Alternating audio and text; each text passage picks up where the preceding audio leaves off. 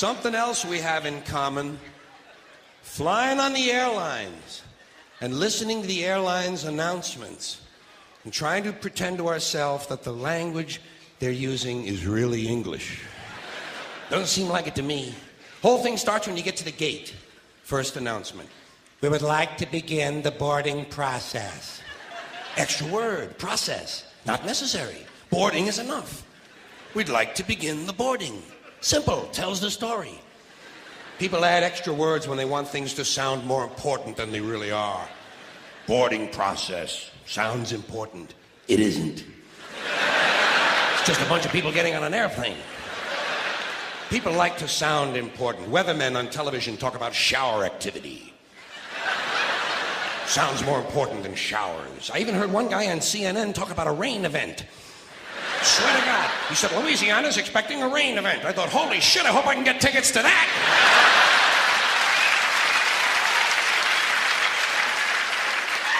Emergency situation. News people like to say, police have responded to an emergency situation. No, they haven't. They've responded to an emergency. We know it's a situation. Everything is a situation. Anyway, as part of this boarding process, they say, we would like to pre-board. Well, what exactly is that anyway? What does it mean to pre-board? You get on before you get on?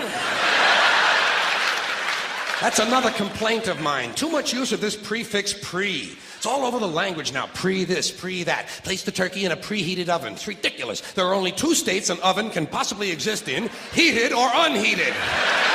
Preheated is a meaningless fucking term. It's like pre-recorded. This program was pre-recorded. Well, of course it was pre-recorded. When else are you going to record it? Afterwards? That's the whole purpose of recording, to do it beforehand. Otherwise, it doesn't really work, does it?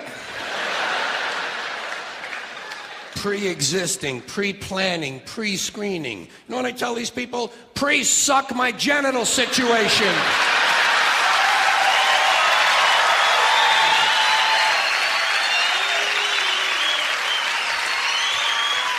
And they seem to understand what I'm talking about. Anyway, as part of this pre-boarding, they say, we would like to pre-board those passengers traveling with small children. Well, what about those passengers traveling with large children? Suppose you have a 2-year-old with a pituitary disorder. You know, a 6-foot infant with an oversized head. Kind of kid you see in the National Enquirer all the time. Actually, with a kid like that, I think you're better off checking him right in with your luggage at the curb, don't you? Well, they like it under there. It's dark. They're used to that. About this time, someone is telling you to get on the plane. Get on the plane, get on the plane. I say, fuck you, I'm getting in the plane. In the plane. Let Evel Knievel get on the plane. I'll be in here with you folks in uniform. There seems to be less wind in here. They might tell you you're on a non-stop flight. Well, I don't think I care for that. No, I insist that my flights stop. Preferably at an airport. It's those sudden, unscheduled cornfield and housing development stops that seem to interrupt the flow of my day. Here's one they just made up. Near miss. When 2 planes almost collide, they call it a near miss. It's a near hit. A collision is a near miss. Look, they nearly missed.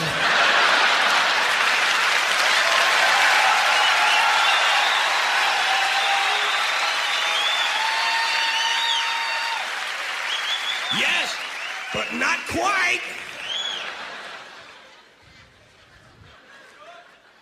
They might tell you your flight has been delayed because of a change of equipment. Broken plane. Tell me to put my seat back forward.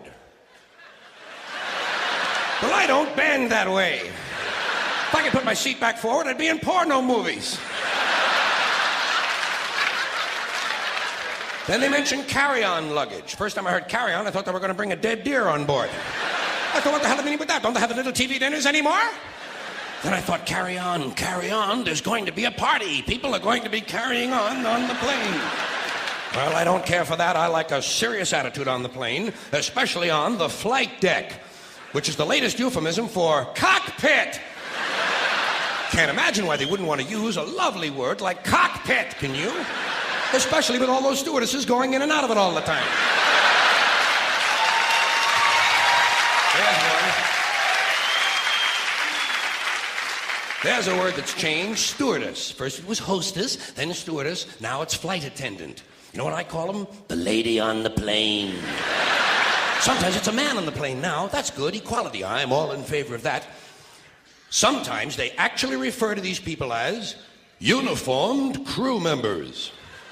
Uniformed. As opposed to that guy sitting next to you in the Grateful Dead t-shirt and the fuck you hat. Who's working on his 9th little bottle of Kahlua, I might add. As soon as they close the door to the aircraft, that's when they begin the safety lecture. I love the safety lecture. This is my favorite part of the airplane ride. I listen very carefully to the safety lecture, especially that part where they teach us how to use the seat belts. Imagine this. Here we are, a plane full of grown human beings, many of us partially educated, and they're actually taking time out to describe the intricate workings of a belt buckle. Place the small metal flap into the buckle. Well, I asked for clarification at that point. Over here, please. Over here. Yes, thank you very much. Did I hear you correctly? Did you say place the small metal flap into the buckle, or place the buckle over and around the small metal flap? I'm a simple man. I do not possess an engineering degree, nor am I mechanically inclined. Sorry to have taken up so much of your time. Please continue with the wonderful safety lecture. Seatbelt. High-tech shit. The safety lecture continues. The next thing they do, they tell you to locate your nearest emergency exit. I do this immediately. I locate my nearest emergency exit, and then I plan my route. You have to plan your route. It's not always a straight line, is it? Sometimes there's a really big fat fuck sitting right in front of you.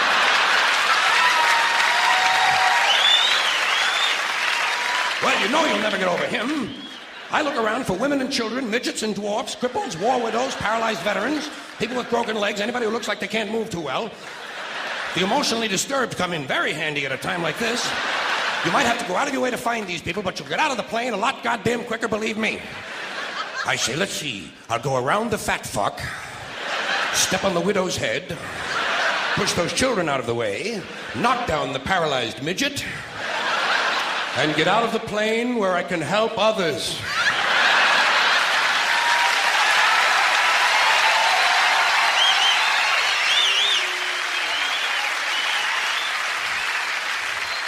I can be of no help to anyone if I'm lying unconscious in the aisle with some big cocksucker standing on my head.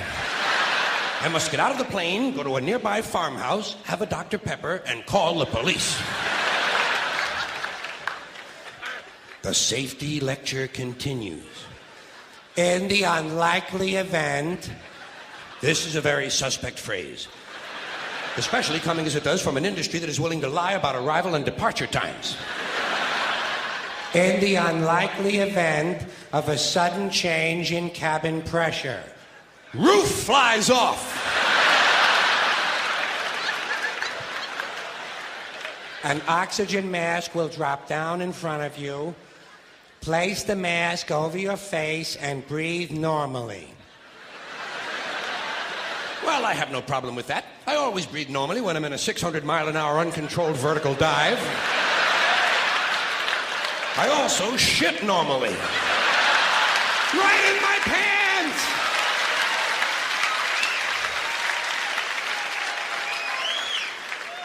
They tell you to adjust your oxygen mask before helping your child with his. I did not need to be told that. In fact, I'm probably going to be too busy screaming to help him at all. This will be a good time for him to learn self-reliance. If he can program his fucking VCR, He can goddamn jolly well learn to adjust an oxygen mask. Fairly simple thing, just a little rubber band in the back is all it is. Not nearly as complicated as, say, for instance, a seatbelt. The safety lecture continues. In the unlikely event of a water landing.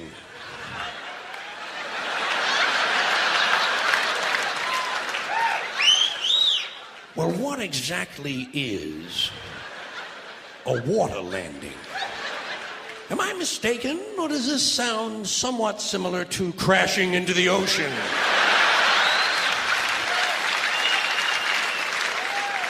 Your seat cushion can be used as a flotation device. Well, imagine that. My seat cushion. Just what I need to float around the North Atlantic for several days, clinging to a pillow full of beer farts.